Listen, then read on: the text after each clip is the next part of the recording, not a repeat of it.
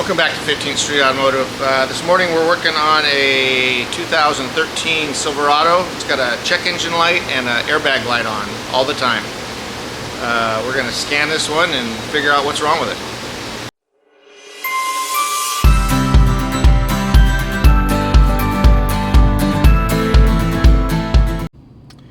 As you can see, the check engine light is on and the airbag light is on. So we will scan it and see what we find. Alright, we got codes in the ECM and the airbag system. So let's check our list and see what we got here. Check engine light has a heated oxygen sensor delayed response, lean to rich. And the SIR system has a left front side impact sensor code stored in it. Alright, let's see if we can figure out with that check engine light first. Fuel trims are pretty good, close to 0, which is what we want. Let's go find our Bank 2 sensor 1. Let's look at both of those.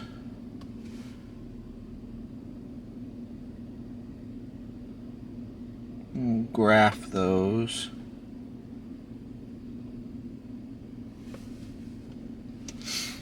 So it's nice having a sensor on the other bank that is not coding.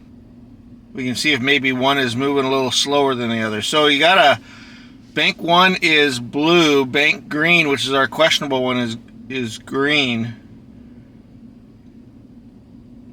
And as you can see, bank 1, both running with the same basic conditions. Bank 1 is a lot more active than bank 2. So our fuel trims at idle are good.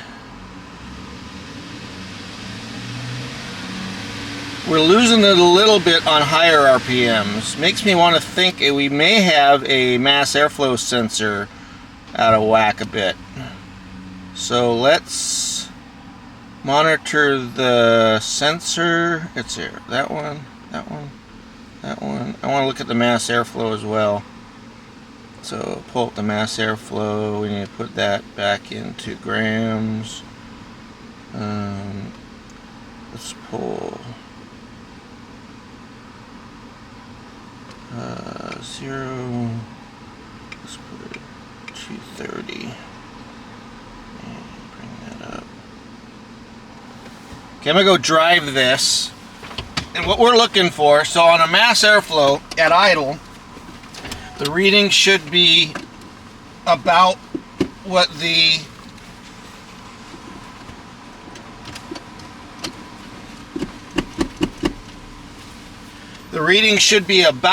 the liters of displacement are. This is a 5.3, so it should be around 5.3, and it is. You can see it 5.8 bouncing around there. But where we can lose it a little bit is when we are accelerating hard. We'll get a lower than expected reading on our mass airflow on hard acceleration.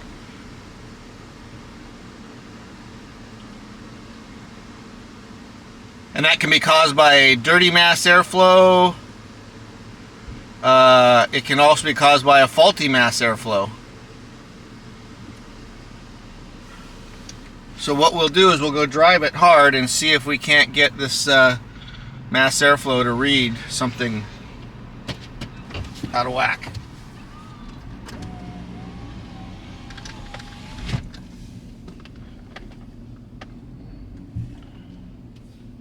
So on a hard acceleration, that thing should probably go to, I'll be happy if we can get to 200 grams per second.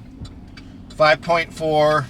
On a hard acceleration, we should see 40 grams per displacement liter. So hard acceleration coming here right now.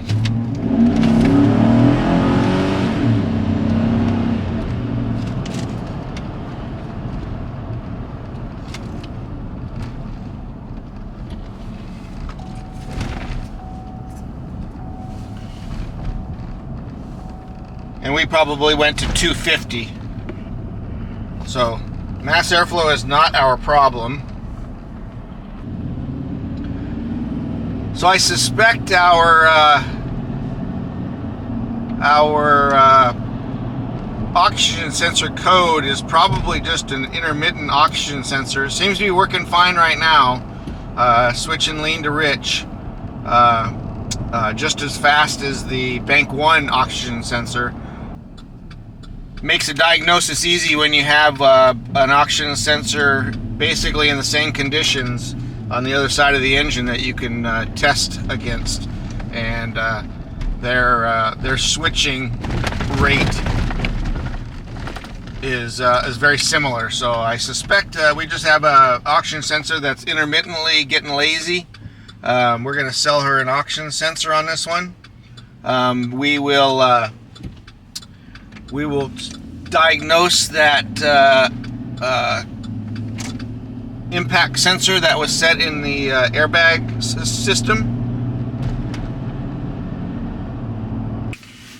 So here's the two oxygen sensors side by side.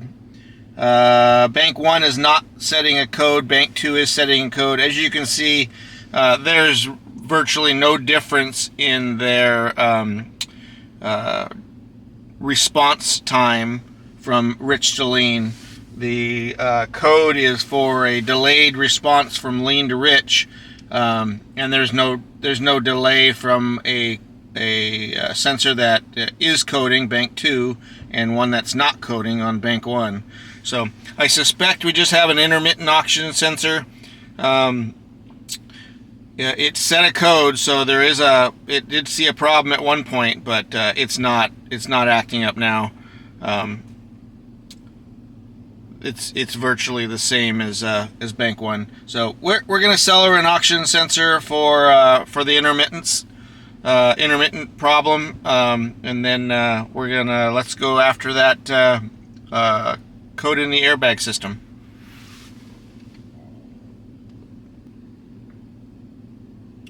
All right, that code is a B0085 left front side impact sensor. Okay, here's the schematic for that impact sensor. So we're looking at the left front. This is the impact sensor, and the sensing diagnostic module for this airbags is under the front console, so that's not super easy to get to. I suspect our problem is in the wiring to that sensor. It's pretty common for that wire to break in the door jamb, but we can check it here at the X500 or X502 connectors, and it depends on which pin we're at as to what options we have. So let's go into repairlinkshop.com and figure out what our RPO codes are, and then we will figure out what pins we need to test on that X500 connector.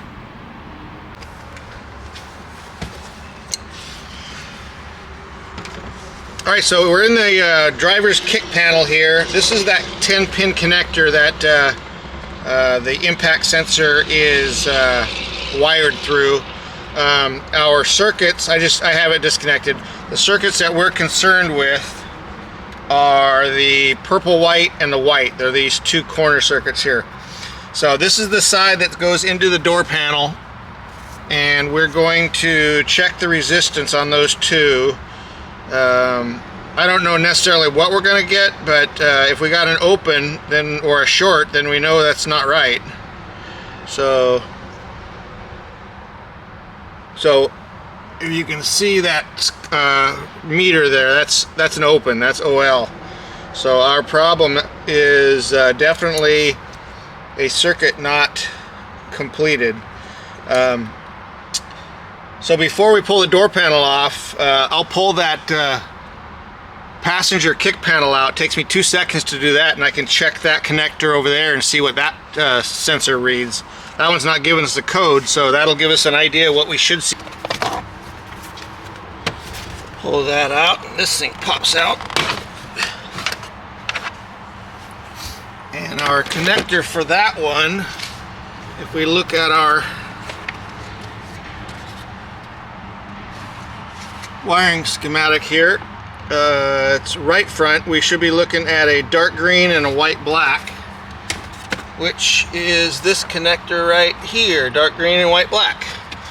So let's unplug that. Now this sensor is working without coding, so our problem, or our sensor here, is what we should get over there.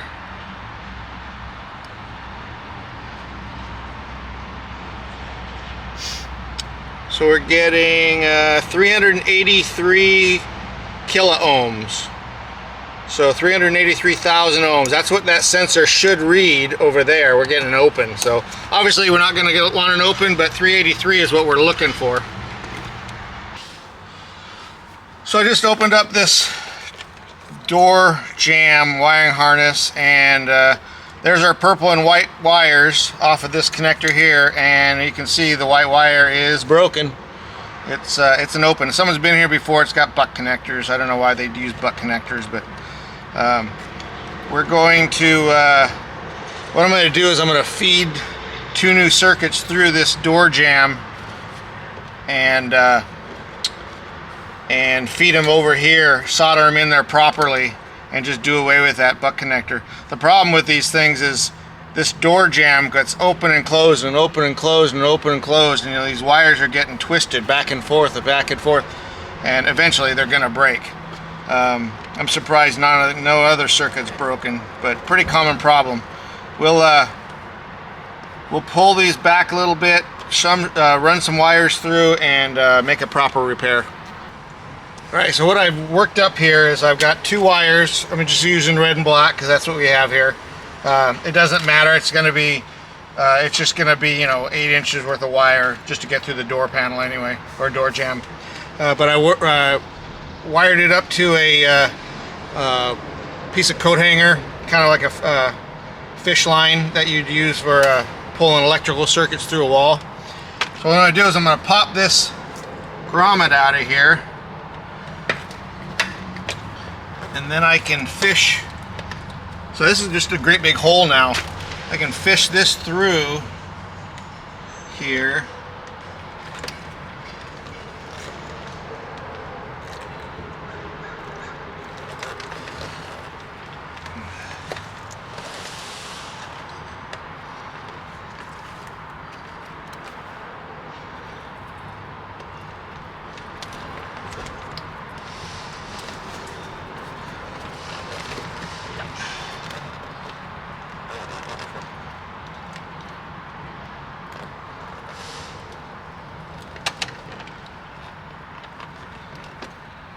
I fish this all the way through. See, now you can see it's coming out through here, and then I can pull these circuits through here.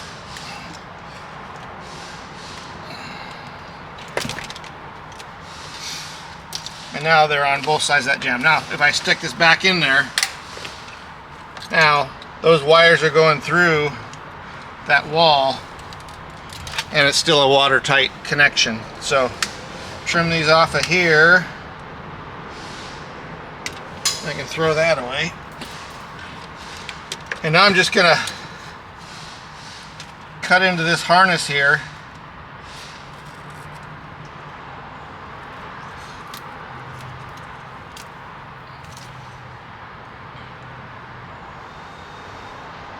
Put these circuits into here. Put a little twist on them to get a twisted pair, just like those are. And then I can do the same over here. Wire them into there. And we got nice clean connections.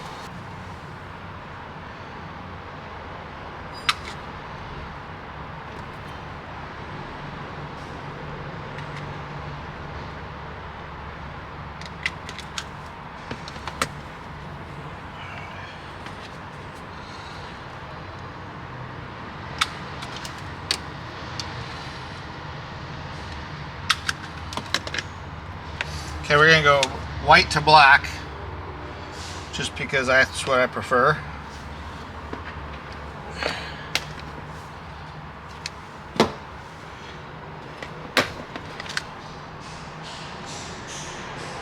forget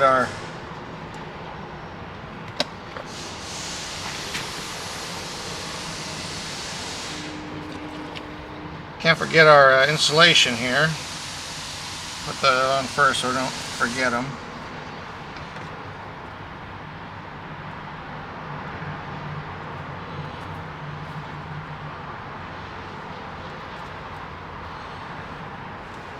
Run those up there. So we're going to go white to black.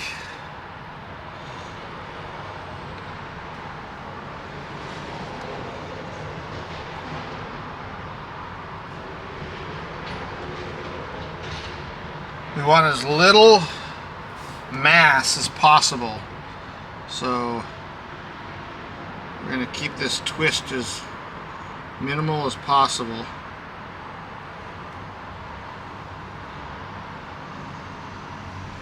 Nice and flat, nice and straight. I like a little flux on there, makes the solder go on a lot easier.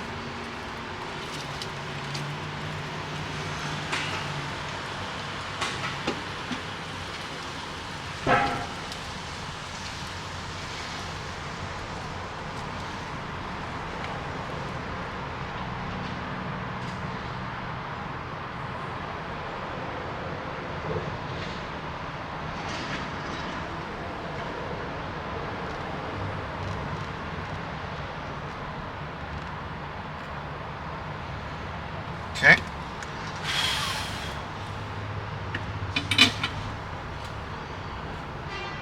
That one's nice looking solder.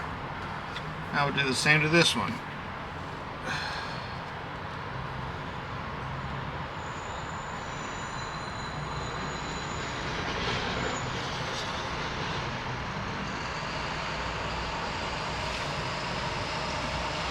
A little bit of flux.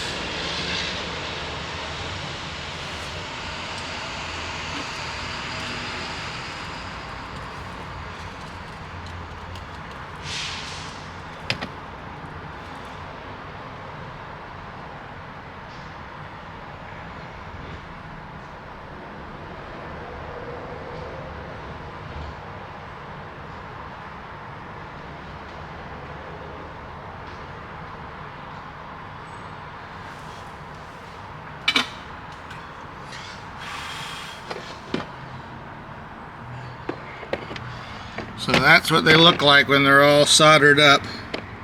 Good penetration, nice and small form factor there, to not take up a bunch of room. We'll slide these down there and get them insulated, and then we'll pull that circuit through so it doesn't take up any more space than it needs to.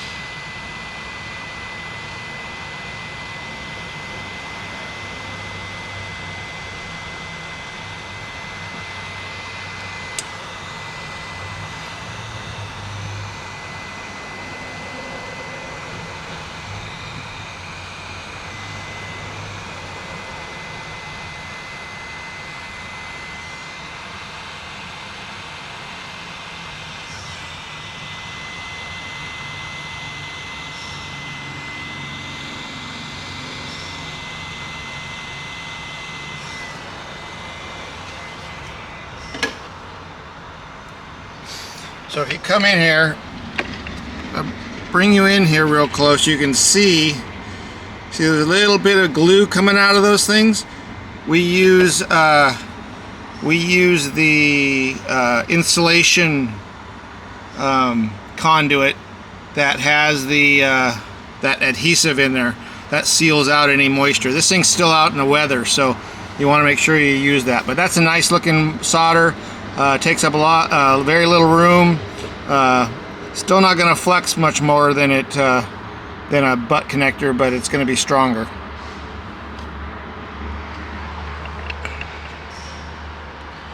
Okay, so now we'll pull this whole thing through here and straighten this circuit out a little bit.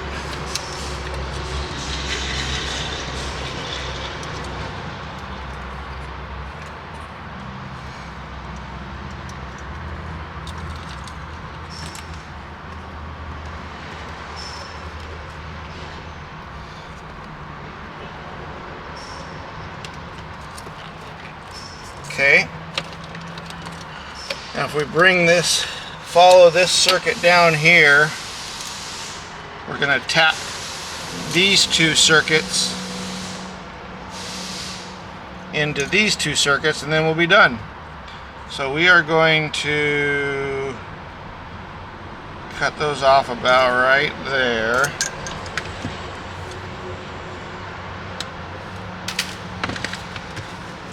Strip those out.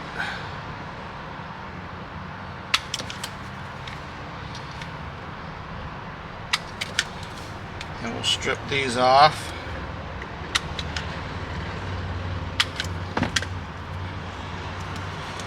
Now, don't forget our insulation.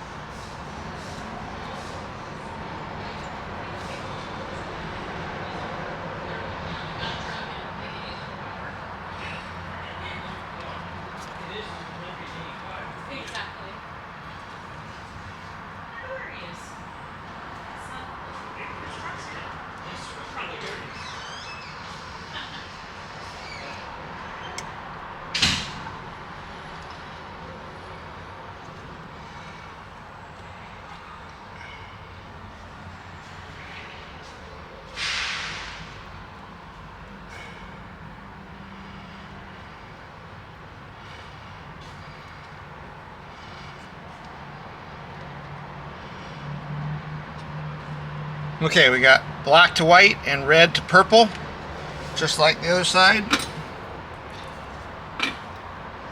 Give us a little flux.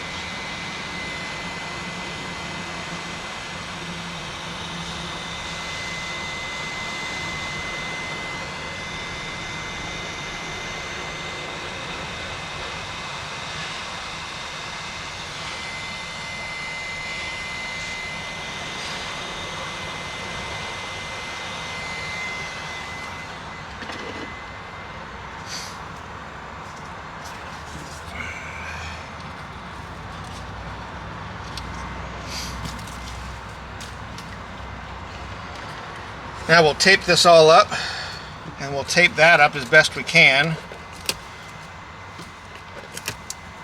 And recheck.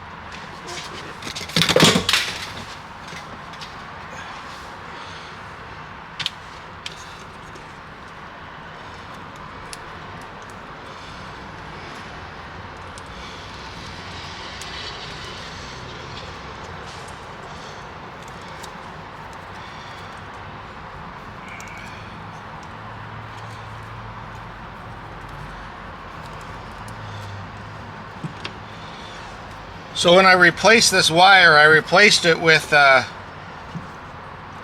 12 gauge, and the wire it came off of it was probably an 18 gauge, much smaller gauge. So just the fact that we're using a thicker wire means it's going to withstand more abuse.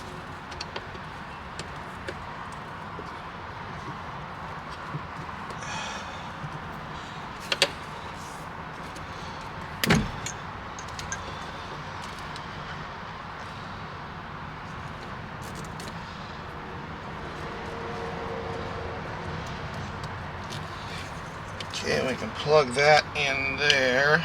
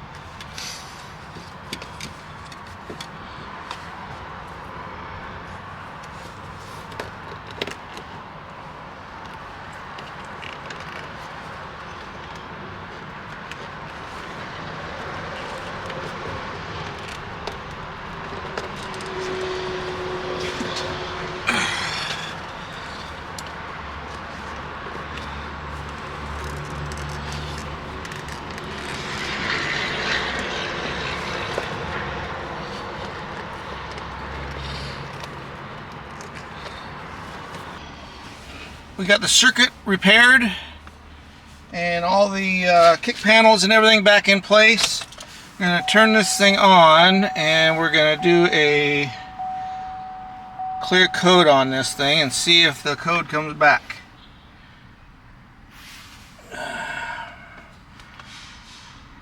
It being an open circuit before, it will be, we'll read the codes here.